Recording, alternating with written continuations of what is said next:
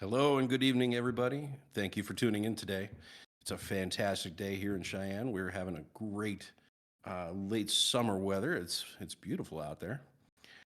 Kind of rolling into autumn, getting a little cool, but oh my goodness, loving it before it snows. Got a fantastic set of conversation topics today. We've also got on deck with us. We've got Mike. Hey, everybody.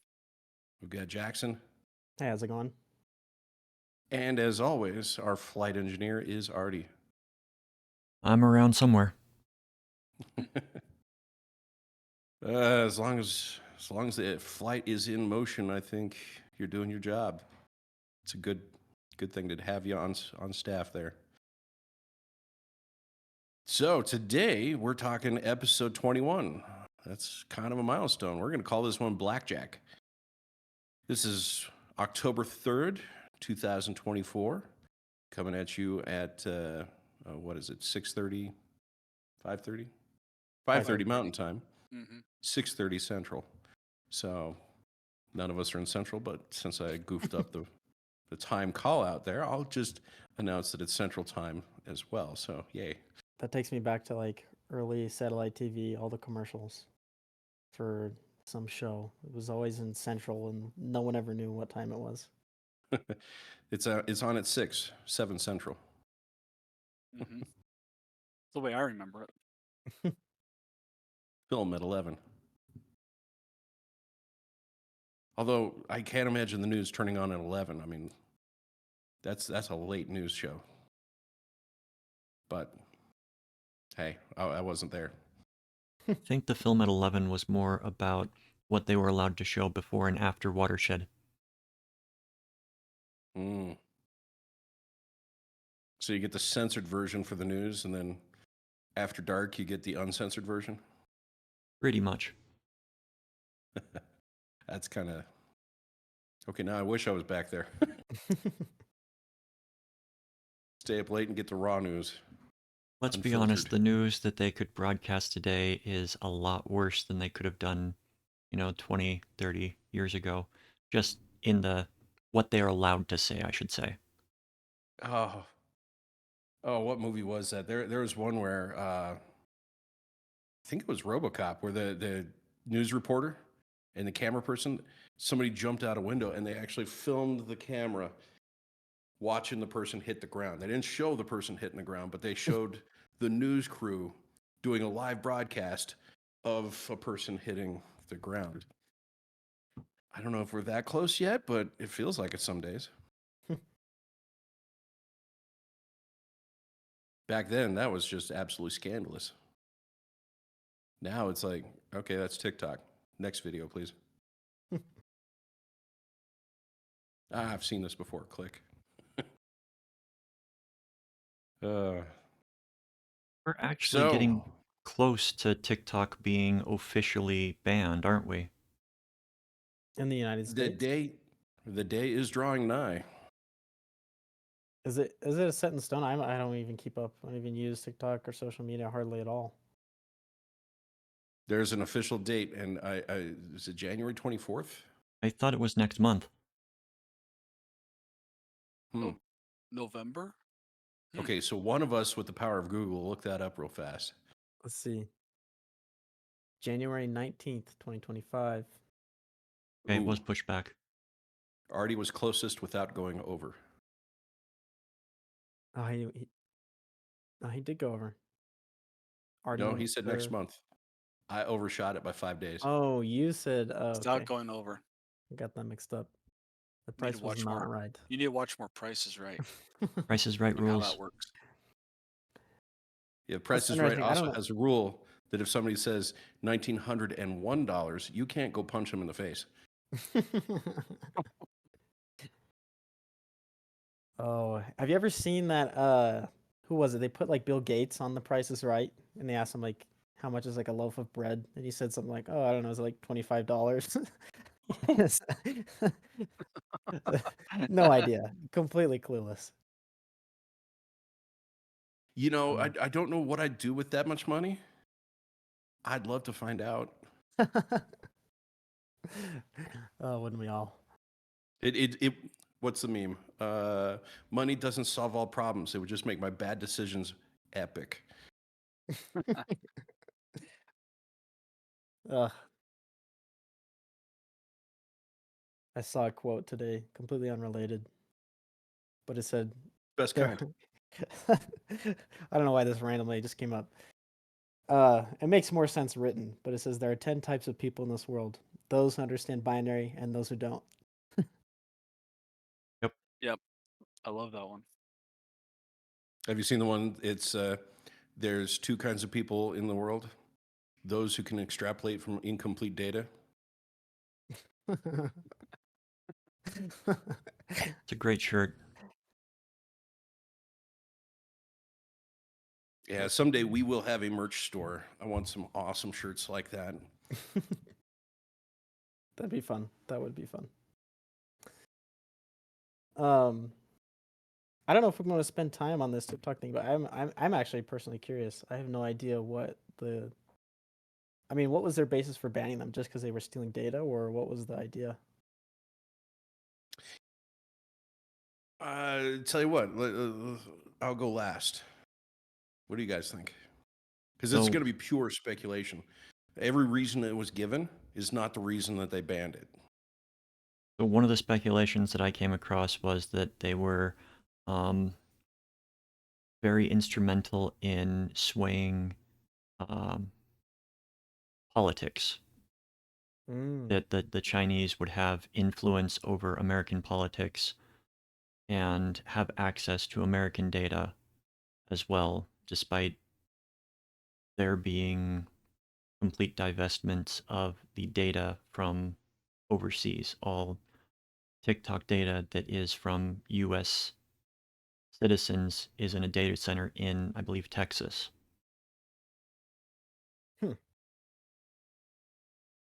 So, without giving the reason, wouldn't it make sense to try to ban it before a major presidential election? I mean, That's not true. after. I mean, the date you gave, that's still before inauguration, isn't it? Day before. Hmm. Interesting. So here's my thought on it, guys. TikTok, when all this was going along, put out a little advertisement on it saying, hey, they're talking about banning us. Call your senator, call your congressman. Here's the number. Click this link for your phone to just dial. Share a piece of your mind. Because that number's really the number for your senator, right? It really was. Really? It really was. They flooded all of the offices of the Congress with calls from people on TikTok. Now think about this, guys. If ever there was a tool in politics to energize and mobilize 200,000 people to call, is that a good thing? Is that a bad thing? What if it's owned by China? I didn't even think about this, but this goes right into the whole DDoS thing. Yeah. Mm. That's actually I had no idea. Mm. So is the reason that Artie gave, is that what you were gonna say, is that, they have then political influence, based on censorship, or what kind of videos they decide to allow or not? So the parent company is owned, or is a China-based company. They want to maintain TikTok as an American experience, and provide us with something that's entertaining and profitable for them. Great idea. Problem is, when you can influence the algorithm to sway 200,000 people to make a phone call, now you're getting into weird territory. And it's always boggled my mind, the TikTok challenges out there, like the Tide Pod challenge. I don't want to bring that one back at all. Mm-mm. But there's so many stupid things. I mean, never mind the legalities and the politics and all that. You have people doing criminal acts and recording themselves. And the thing that floors me is they're getting away with it. Mm-hmm. They literally have Exhibit A posted on a server in Texas. And they're getting away with it. I mean, the Kia challenge or the whatever it was, you could steal a car with a USB cord. True story. What was the one that was most recent? It was some challenge that the ATM thing. Yeah. Oh, Yeah. people are suffering from that because Has there been an update on that? well, it's attempted bank fraud. Mhm. Right. Refresh me what the challenge is. So there was somebody Money that glitch. decided that the bank was giving them free money because they were able to deposit a check and then draw money that they didn't have out of the account and then write another check using that. And they're literally just borrowing against themselves. They don't have any extra money. It's that logic of no logic really. Thinking that they have more just because the bank is giving them the cash in hand, but their account still says that the check hasn't cleared. So yeah, it's very stupid logic, and people were going in and getting $40,000 out because they were writing themselves a check for $40,000, and well, maybe not that much from an ATM. Or they would max out the daily limit on each ATM. They'd walk around to different ATMs. There was videos on the news of people lined up around block of the bank waiting for their turn at the ATM. Hmm. And when the And it's overdraft fees hit, they end up yeah. paying more than they thought they were getting out. Oops. Yeah. Yeah, Never mind writing a check that you don't have the funds to cover is literally bank fraud. bouncing a check to yourself. Really. I mean, see, that's what I would have answered to your original question, John, about what I thought the reason why I was blocked is just a matter of public safety. Just like with all the TikTok challenges and everything, how many people have been injured, how many people have hurt themselves trying to do some silly challenge.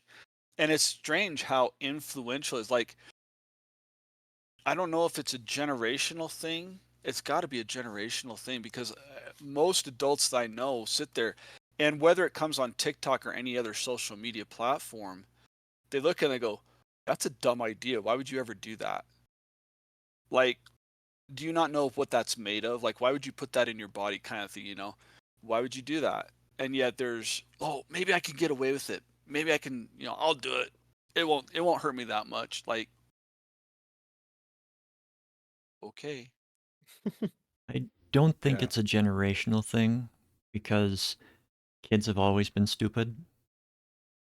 And, you know, Good point. I've got a broken leg that, well, I had a broken leg that proved that, yeah, do stupid things.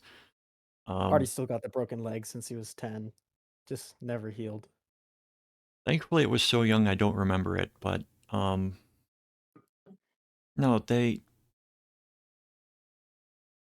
even with the challenge type things, I remember back. I had the example in my head just a second ago.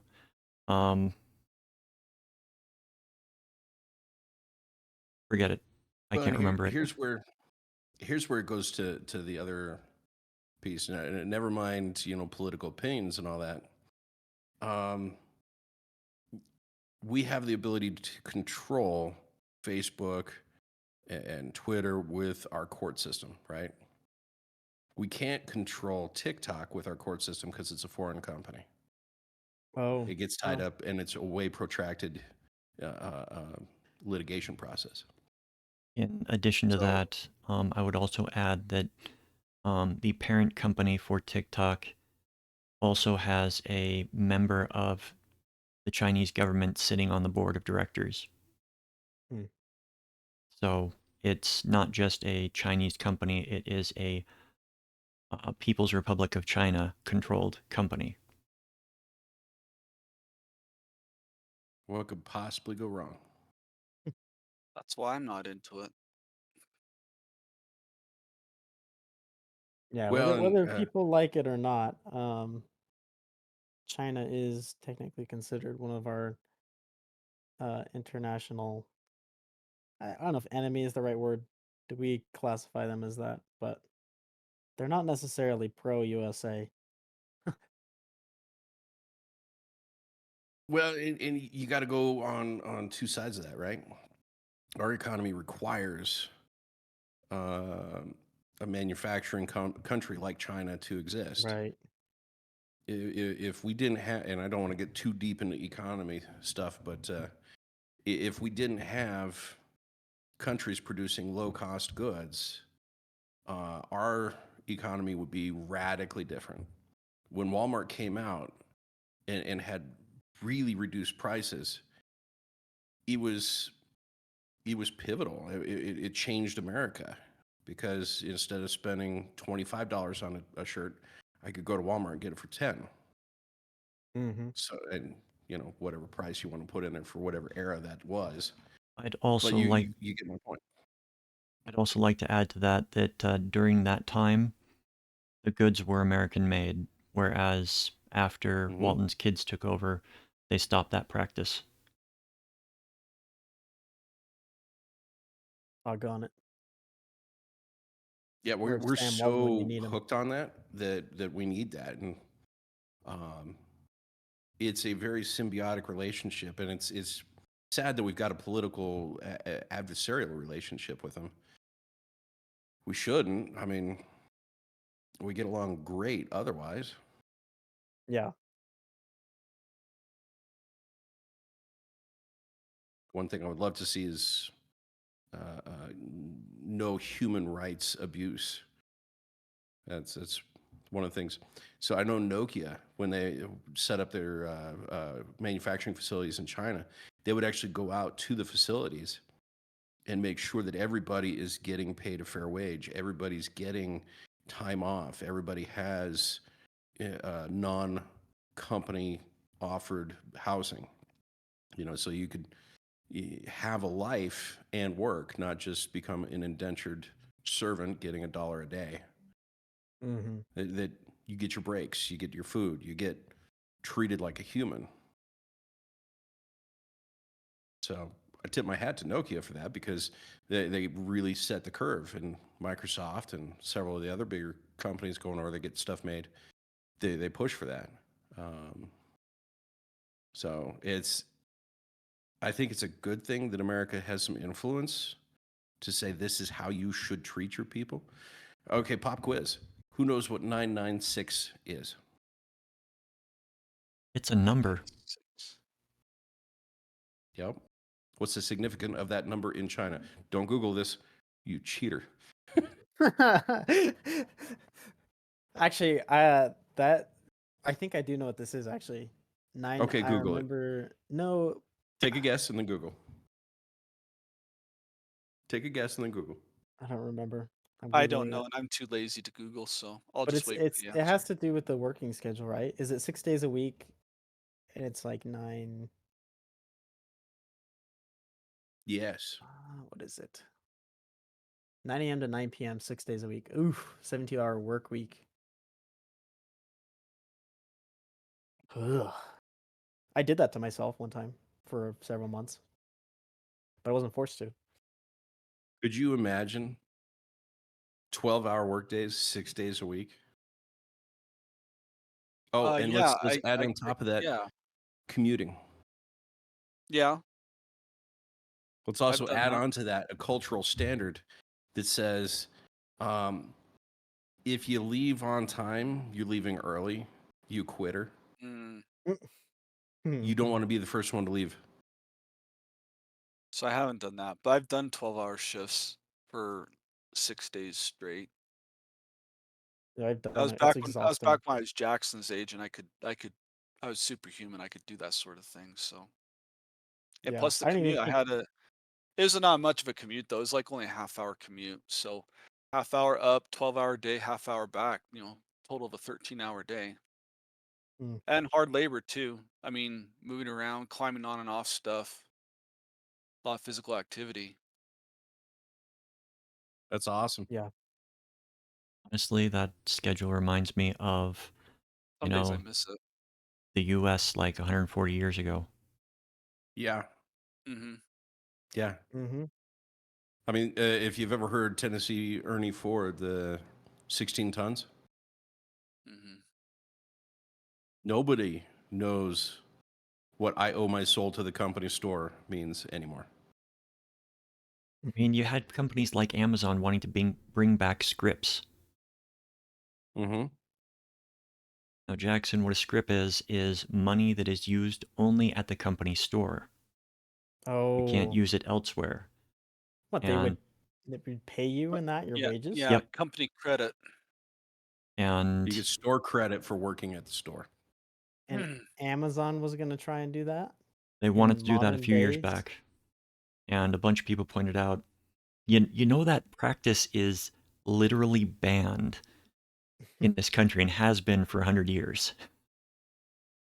The Here, last let me time that go. that was employed was when we were mining people to death. Mhm. Yeah. Yeah, let me just get on Amazon and go have my rent shipped to me So as there, an it's instance. kind of a cool one. I saw a South Park. They it's cool. It's a revival of the 16 tons. They put it to an Amazon worker, getting up, Mm. going to Amazon, working, and then coming home, just making enough to buy his kid a toy to make the kid happy. This was a South Knowing Park the episode? history and then seeing that, I get a little choked up on it. It's like, that's frightening.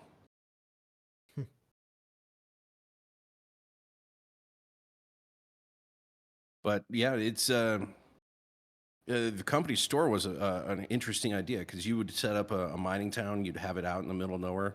I don't know how technology and this podcast relates to this, but hey, we're there. We're going there.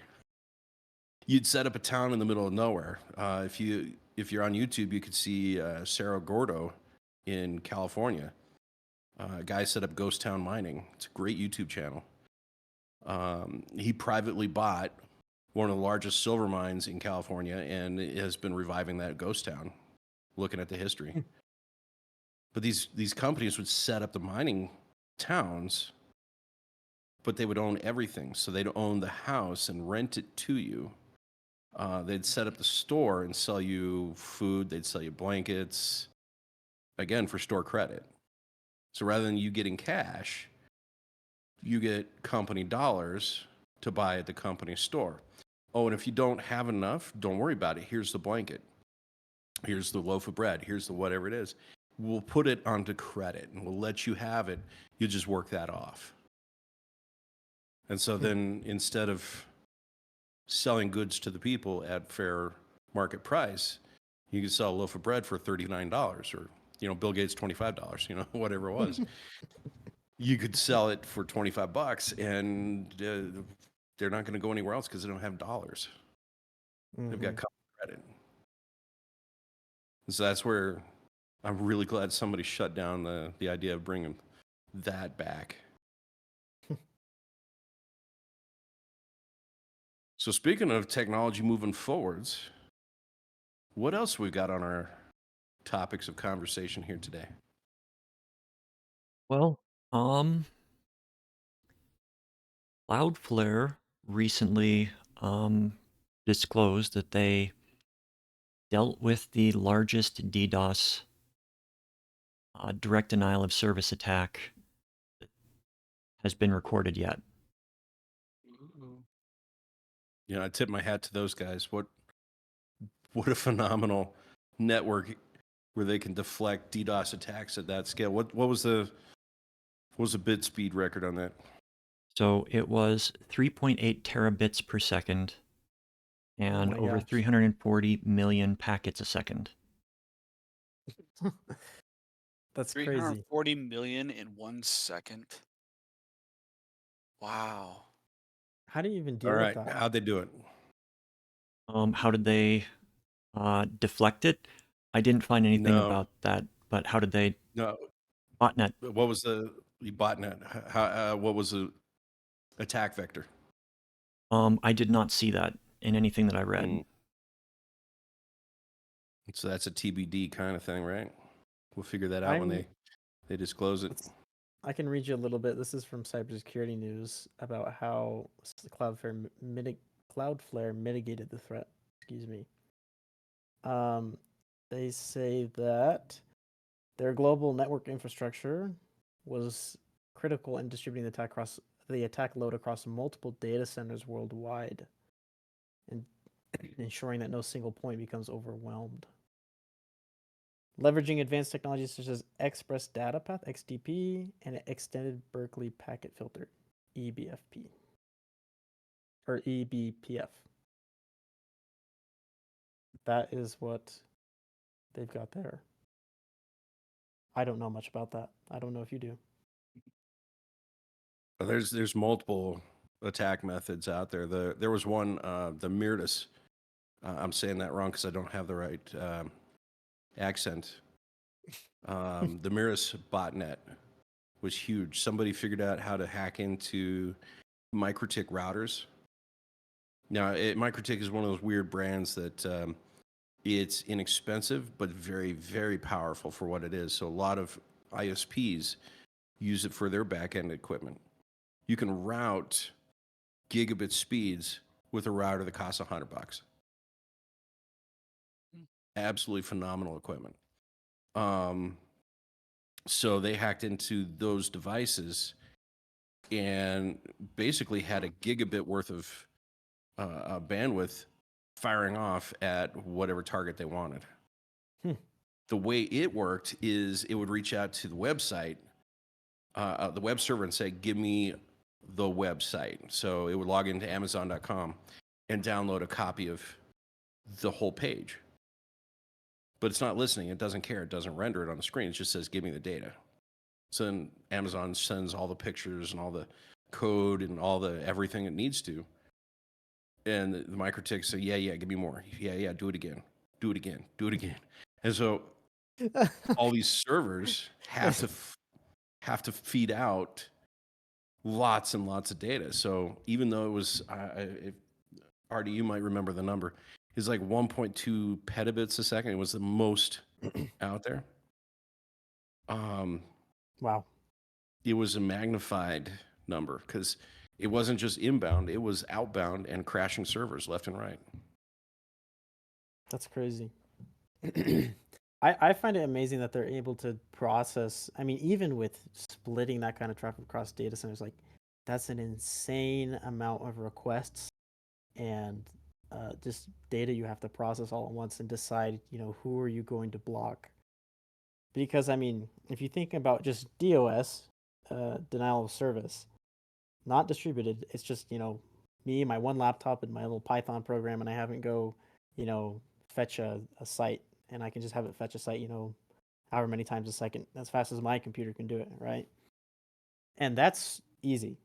Any firewall can do that. Hey, this, one IP address is asking, for the site a bajillion times a second, and it's causing, server can't respond fast enough, just block it, and then you're done, But as soon as you hit distributed, then you have to figure out how to filter out legit from the legit traffic from the non-legit, because now you just have millions of IP addresses all trying to hit you at once, and you have to figure out which ones are which.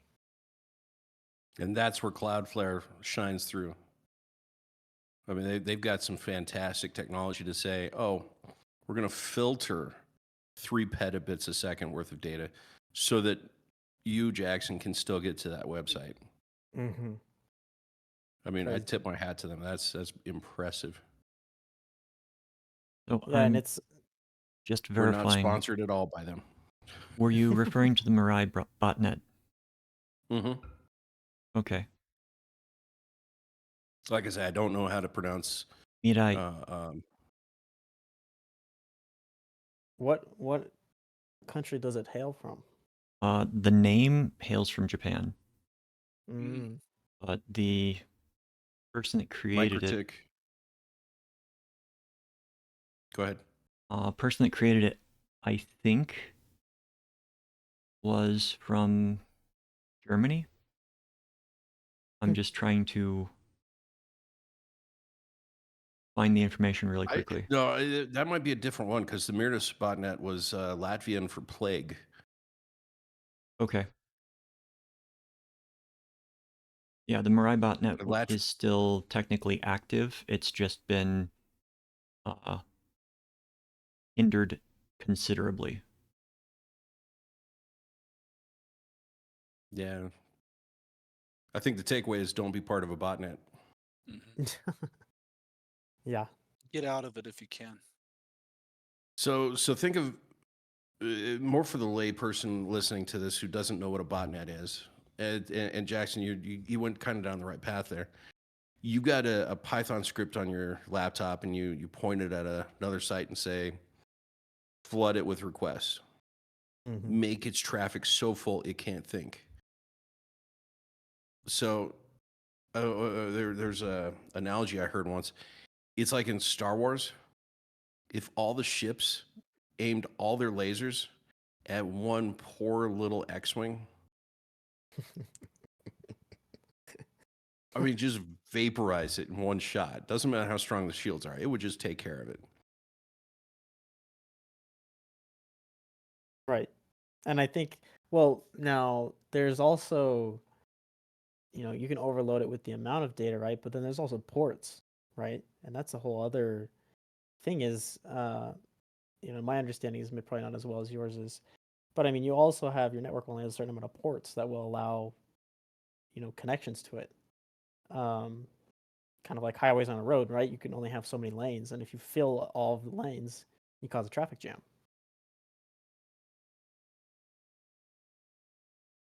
Right. Yeah, I've got it's close. You would have, like, let's say 1,000 cars a second. If all of them came on one port, you'd still only have 1,000 cars per second. If they went to all the ports, 1,000 lanes wide, you could still only do 1,000 cars a second.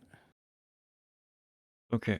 I looked up the information on the Meris botnet attack, and just to give you some perspective between this one that Cloudflare just hit versus the largest attack by that net, 17 million requests per second on that, 340 million on this one. Mm-hmm.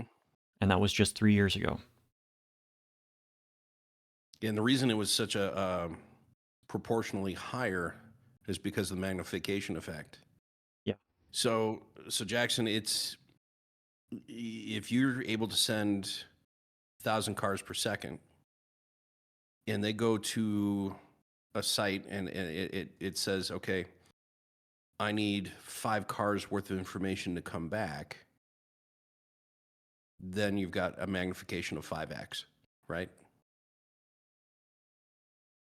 So if I can spoof that and say, hey, here's 1,000 cars a second coming at your server, but instead of me getting the 5 cars back, I want you to redirect and send it over to Amazon.com. Let's pick on them. Oh. So then Amazon now gets 5 gigabits per second, 5,000 cars per second. There was a DNS hack is 40,000 times magnification. So for every byte, you get 40 kilobytes of data. That's crazy. Yeah, they had to rewrite the DNS protocol for that one. That was frightening. Dodged a bullet.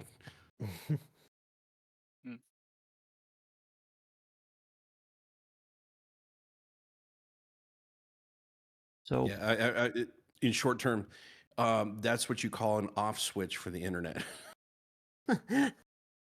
Yeah. Yes.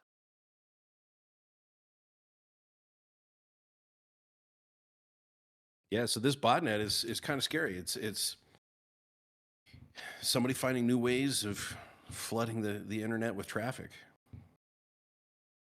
To get 340,000 requests per second. Imagine that with 340 million. 40,000 times. I'm sorry, million. That was 3 orders of magnitude off.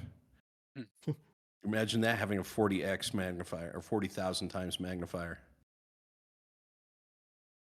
Good grief. Don't give anybody any ideas. It's when the fiber optics glow on the outside as they're underground. you do see in the news every now and then though, oh, so and so took down this botnet. What does that mean though? Because I mean, what exactly is it that they've removed Well, from the equation? I can Got field that a little bit. yeah. So a few months back, the Interpol with various agencies worked to take down a botnet, and how they did that was they got a hold of uh, administrator code. They basically got a hold of an administrator box, and they were able to reverse engineer a way of disabling the software, the malware that gets spread across these networks. So when they took down the botnet, they had sent out basically a panacea for all these devices that had been infected that would basically uninstall the malware that was there and then install a patch that prevented the malware from reinfecting. Now, it was both good and bad, because a couple weeks after that, they found that they did not get the entirety of the botnet, but they still got something like 95% of it. That's a good amount, though. I mean, that's pretty well done. But that makes me think, if you don't want to have to update your computer, you know, just wait until you get infected by a botnet, and then wait for someone to fix the botnet, and then they'll patch it for you. That's a lot of waiting. No. No. I'm not Also, waiting it's on not any- your computer, it's network devices, your router, your modem. Oh, that's even worse. Yeah, nobody's updating those ever. Mhm. So you know what a botnet is, right, Jackson? Yeah. Or were you asking what is a botnet? No, I was asking how are they taking them down? But that makes sense if they get access to the controls and then they send out an update to Mhm. everyone saying, "Hey, uninstall." Yeah, and that's where some of these botnets are written by script kiddies. Script kiddie being somebody that has no clue what they're doing; they just copy and paste somebody else's code. Mm-hmm. It takes the skill of a second grader and a tablet to put that together. Some of it is so elementary that the botnet is extraordinarily fragile. The engine sitting on somebody's computer is, it's running on a hope and a prayer. And so that was actually one of the ways they were able to get this one, not just this one, but several of them down. I mean, this is why Atom is such a fantastic firewall, is because you can block your botnet that's sitting on your computer. If you're infected, it can block it from talking to the command and control. So if you accidentally click on the email link saying, "Hey, your Amazon package is here," or it's late, or it's been rerouted, click here to find out more. One of our guys got a email test. So corporations will send out emails to their staff saying, "Hey, your iPhone is late. Click here to find out more." It's like, what? I'm getting a new iPhone? When did that happen? So you click on the link. It's an internal phishing awareness scam, but it's not a scam. It's their IT group saying, "Hey, check out your team. How good are they being trained?" Or, where's your weak links, so you can go add additional training to them. I think the phishing scans would fail behind an Atom firewall. So even if somebody clicks on it, it's not going to go through.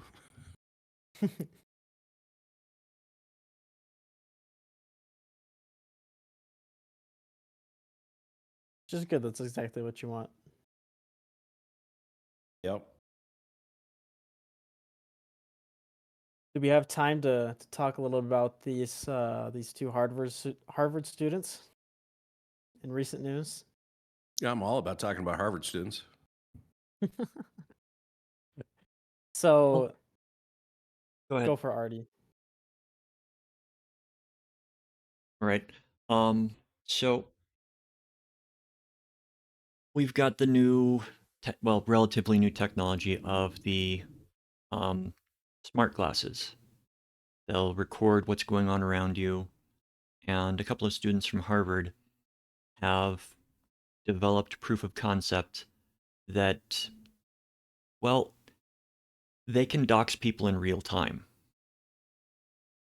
They can be wearing the glasses and find out things like address, familial relations, phone number, that kind of stuff within a minute of scanning your face using large language model AIs and publicly available records that have been fed into said AIs. You see, Wait. and that's, now that I'm thinking about it, it's, I'm thinking about ways to prevent that. No way to prevent it. You can't, if you're in a public No, space in the United States, that's you I mean, get the right to record. it's literally Tony Stark's glasses. Remember I when mean, kids would get mad at their siblings because he looked at me funny? I mean, that's now legitimately a thing. He looked at me funny, and now I've been hacked. It makes me wonder about so a lot of the face scanning technology that's been in use by companies for ages, they have found one very effective method of bypassing that. Juggalo Bypassing- makeup.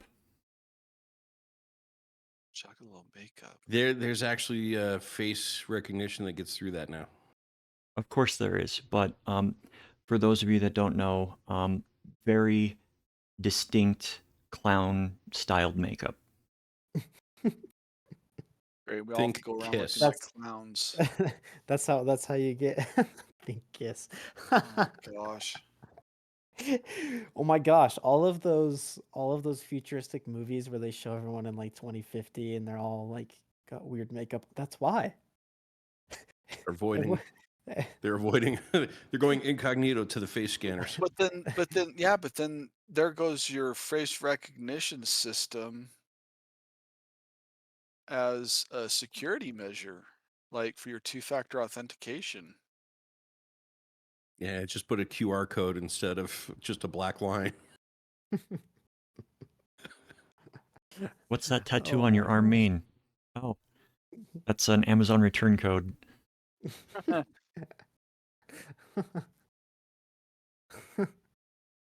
got it with store credit. That's right. Store credit. Oh man. It's my infinite money glitch for store credit. I'm gonna go to the ATM now. Alternately, scan it It's a and find check. out. Bricks their Ooh. phone. Oh yeah, there you go. Ooh, Oh, I that could did be a fun one. that just reminded me. I did a dumb thing the other day. There was a QR code that someone like embedded into the sidewalk. It wasn't like, the city did it. It was like, somebody had embedded it. That's what you get when you live in a college town. Somebody I've will find seen a way to do those. something. Mhm. Anyway, I scanned it, and then as soon as I scanned, I was like, that was a stupid idea. I have no idea where this is gonna take me. But I mean, it was just somebody promoting their social media, and I was like, oh well, whatever. But it's But that Kinda smart. actually goes to something that happened fairly recently. The usage of fake QR codes that are placed over legitimate things. Like, you go to pay your pay meters? parking. What was that?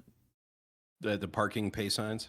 Yeah, you go to pay, you scan the code on the parking meter, but somebody has put a sticker over it and takes you to the exact same looking website, but you enter your information. Oh, we're sorry, we didn't get that. You'll have to use a different payment method. You use a different payment method. Now they've got two versions of your payment going through their system. yikes. But yeah, that one was prominent in London and has been spreading to the US past few months. So Criminals are don't clever. scan QR codes if you can avoid it. In the public, at least. Yeah. Well, going back to the smart glasses. It was specifically they were using the Ray-Bans, right? I mean, they're kind of the only ones that have a product out right now, right? I mean, at least a They're the viable one. Apple Ray-Bans, yeah. They're Apple now? Apple's the one that made the glasses. Partnership with Ray-Ban. Oh. Oh, really? I thought it was Meta. They've Was it all Meta? got their own. I've, So Meta's the one that got hacked. Apple's the Yes, one that Meta. partnered with Ray-Ban. I misspoke. I apologize. oh, okay. Well, I've tried it looks like in this article they've got maybe an updated version. Have any of you tried at least the version 1 Ray-Bans, the smart glasses? No, but I've seen one where it's got text overlay, and I think Yeah. those are more intelligent than augmented reality goggles. It projects just a little bit of a screen, and you can sit there and look and read text that's floating out like 3 or 4 feet in front of you. Yeah. I've used a pair of those. It was really cheap China pair, and I hated it. But I also tried like whenever these first came out, I remember I saw them in a sunglass store and I was trying them on. I also hated it. Like it wasn't like, I mean, it sucked. You know, they call them smart glasses, but they were like very dumb glasses in both looks and functionality. So They I don't mean, they don't that's make you not to look say smart. that Is that what you're saying? I mean they make them look like they're not bulky, but you put them on, you're like, oh yeah, these are like, you know, kind of comical. It feels like I'm wearing goggles, right? And that's not to say that the technology won't get there, because you know we always get smaller, thinner, lighter. Not me. Well, you're not technology. I need some Borg enhancements now. Give me some technology to get smaller and lighter. Borg enhancements? You've already got smorgasbord enhancements. I need to downgrade those. York. Sorry, had to. No, but I mean, I've spent some time working with VR. I've spent a decent amount of time in VR and AR. Back when the Quest 2 came out. You know, they've made quite a few leaps since then. And so I'm of the opinion, and I was just thinking about this the other day, you know, eventually I think we will all be using AR as like our cell phones. You know, if I'm being honest, I think these glasses are probably going to be the next smartphone. You know, we won't have to carry anything around anymore. You just wear it, and it's going to be light. It'll be like as if it's not even there. And you know, you want to share your screen with someone, it doesn't matter. You can make it the size of a football field and display it, you know, in the middle of the street. And I think it has some incredible potential, especially in schools and in the workplace. The collaborative technology, or the capability, I should say, certainly has, like, that is really exciting. But then you get crap like this where people are then doxing you on the street. You know, everyone's recording your face and looking you up nonstop. That's why yeah, I mentioned it earlier before the show, but you know, when Google first tried this, you know, they called everyone that used them the glass holes, right? And so it just sucks, you know. New technology that has such great potential, you know, it has to be ruined by someone. Mm-hmm. Well, and let's the doxing thing. That can go 2 directions, right? I mean, you walk into your class there, and your professor looks at you and says, "Hey, how you doing, Jackson? Yeah, right. You had a cold last week. Are you getting better?" You know, that's That might be personal too much. information. That's Little personal bit of information text that that he pops can. up right here next to my head. You know, Mike, age this, lives here, recently did this. Like, that's just ridiculous. Yeah, I Let mean, me you don't let want to me go tell by. you about it. Don't You don't find want out to go on your to. own.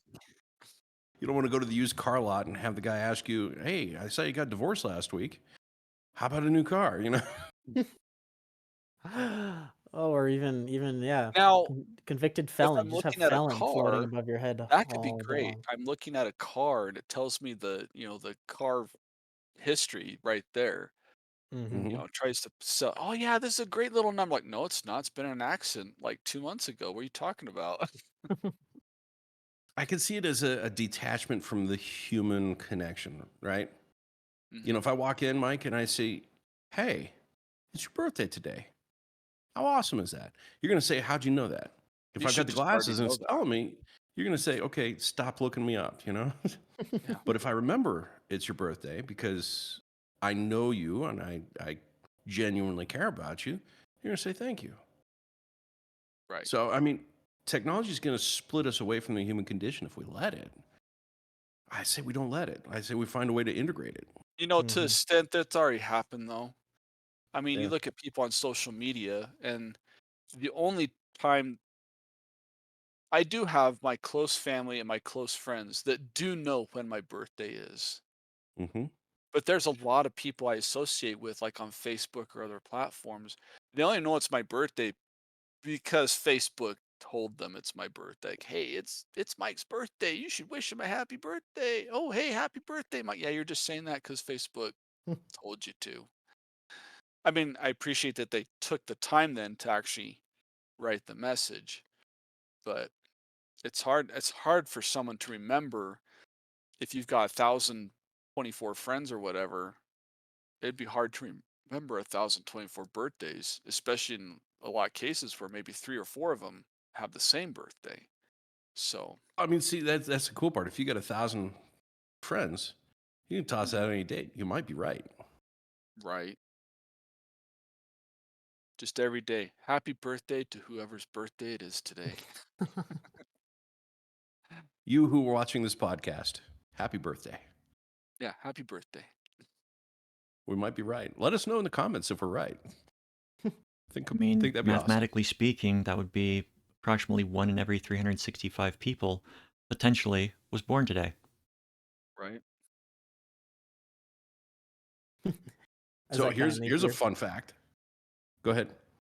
Is that counting leap year? Yes. Nobody counts leap year. Here's a fun fact for you. On the airplanes, have you ever sat through you got to plug in your buckle and you can go this way and this, and your exit's over here, put the vest on. Yeah. Did you know the odds are extremely high that there's somebody that's never flown before on that airplane with you? The Hmm. odds are high. Almost every plane has a new person flying A on it. newbie every flight. Yeah, it's high 90s. Really? Hmm. That's Interesting. that justifies the why they have to do it every single time. Hmm. Yeah. Now the statistic might be written by the airlines so that they can, Justify. tell us we got to do this anyways. Yeah. I just always imagine the scene from Tommy Boy, when he's doing the demonstration, pulls the strings. Oh, it's a good one. I would love to see that in real life. Uh, Somebody accidentally inflate the thing, just like oops. I've seen some pretty entertaining demonstrations. I've seen some great flight attendants put the effort in. There, I used to travel a whole bunch, and some of the best back in the day was Southwest. They let their flight attendants just you got to cover the basics, but make it entertaining, and they I got was some gonna really good say ones. that if I had to say, it would my pick would have been Southwest. Some of the Hmm. Southwest flights I'd been on. That's I got funny. I don't know if upgraded to I've first class flown on Southwest recently. Southwest. That was You get fun. to sit up with the pilot. No, basically my plane was my flight was scheduled for like an hour and a half later. It was a layover, and the stewardess or the people said, "Well, I'm just going to get you on this one. We've only got first class left. Is that okay?" Sure. So I No. got an earlier flight in first class, and it was just they were trying to get me where I was going. You don't That's find that awesome. friendliness anymore in the airlines. Yeah, you do. It's out there.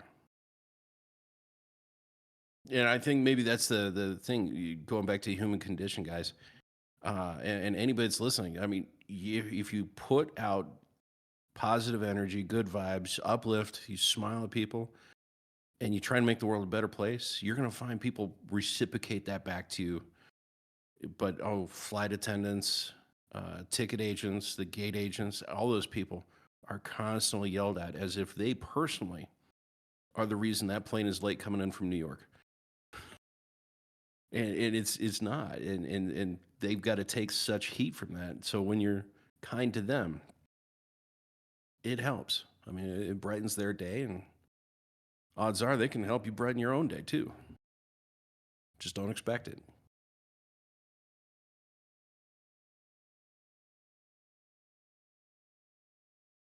Some good Rant advice. over. That's Absolutely. Absolutely. You know, I am going to No, I'm a walk back big my fan of- statement earlier what? because I had an experience walk at back mine. Heathrow. No, I had an experience at Heathrow. I was traveling with somebody, and I told them what time we needed to be at the airport by, and he took that as that's the time we need to leave by. So we were late, and the person at the gate was like, "Okay, we're gonna run. Come with me." And we literally ran from the booking to the end of one of the terminals where the plane was taking off from. Ooh, Oh wow. They held That's the a plane for run. us by about 10 minutes. 1,000-yard dash. Yeah, That's crazy. more like half a mile. Yeah, I was gonna say Heathrow's probably not a small airport. Never been there personally, but I can only imagine. Oh, Where there was Heathrow? one. Atlanta was a fun one. I ended up on one side, and my connecting flight was on the other. Hate that. Oh, I hate Everything that was so on much. time, and I ran full speed. And I'm running, and I finally get to the end, and it's like they're calling out my name saying we're leaving now. It's like I just landed. It's like I can't help it. I can't do this. And you want to know the funny part of that one? I get to the door, and this is when TSA did random spot checks, and I was randomly selected for a spot check, even though I was making the plane late. It's like, okay,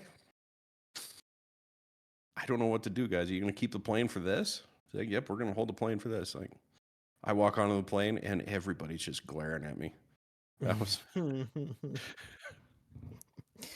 my favorite TSA stop was just recently. I wasn't even thinking about it. I have a trumpet, and but I wasn't. My trumpet was where I was flying to, so I just had the mouthpiece with me because I take it. And I like to, it's kind of cool, stick it place. Anyway, traveling with the mouthpiece, I had it in my luggage, and they stopped me, and they go, she's like, "Is this your bag?" I was like, "Yeah." I was like, "Is there any sharp objects?" And I was like, "Oh boy." I was like, "What? What now?" Anyway, she goes rummaging through everything, and finally the other guy comes here, and he goes, "Is that a trumpet mouthpiece?" And I was like, "Yeah." And he's like, "Oh, I thought it was a crack pipe." And I was like, "Oh my gosh." What I was thinking. So yeah, the last time I'm traveling with that again. as long as you don't use your trumpet mouthpiece as a crack pipe, I think you're fine.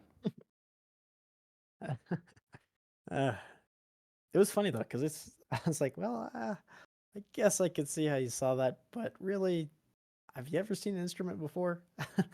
Yeah, but you have to look at it and like on the X-ray. Yeah. That's what it looks like on the X-ray. Like, Here's a what big is that? metal, shaped. Funny shape thingy. Yeah. I'm just there's out some. here traveling with my taxidermy collection. I animated a few of them. Just put a few servos in there. Oh man. Oh, well, that's a colorful image, and what wonderful mental imagery for me to walk away. I think in mental pictures, guys. So now I got that stuck in my head of like a rabbit jumping out of the bag and running down the No. Tarmac. Think of it like Not the big mouth Billy Bass, but with actual fish bones in it. Hmm. Hmm. or Benicula. That could be fun. Have the big mouth bass just look. It's like, what are you looking at? Hook it up to ChatGPT with a sense of sarcasm. You know, Oh, with that'd be Halloween funny. coming up, I'm wondering if they've ever made a skeletal one. Maybe. You know, now that you say that, John, I wonder if has anyone made when I say application, I mean like, applied it to something where they take, OpenAI or something and they have it be as like like I'm thinking Halloween, yeah, Halloween decorations. You could totally have just an AI little scary thing, scaring kids. That could go off the rails pretty quick, I think. I mean, That it Amazon could. However, it would Amazon be had very a. cool. Did you hear about Amazon's glitch with that? No. There was a mom that was playing with her kid, and they had just 10 minutes to kill, and they're like, "Okay, give us some 1-minute games." And there was like, hold something up, or move this thing, or first one to race across, or here's one: drop a penny between the outlet and the plug in the wall, and see if you can get the penny to go between the metal prongs. No. Amazon got in trouble for that one. Back to dumb TikTok challenges. Don't short out your outlets. Don't. Nope. It's a bad idea. Don't That's do that. funny. Take a penny and you try and drop it between the prongs. It's One funny time until I was the on. fire department shows up. If you want a good little shock, you can actually while you're unplugging something behind the wall, where you can't see, you reach down and you start, shimmying the plug out with your fingers, and then if you just touch the prongs, and you can actually get a good grip on it like that. Now afterwards, you might not feel your arm for a few minutes, but I can speak from experience. Yeah, great way. I got the plug out. Letting go's the hard part. Oh, Don't do any of this at home, folks.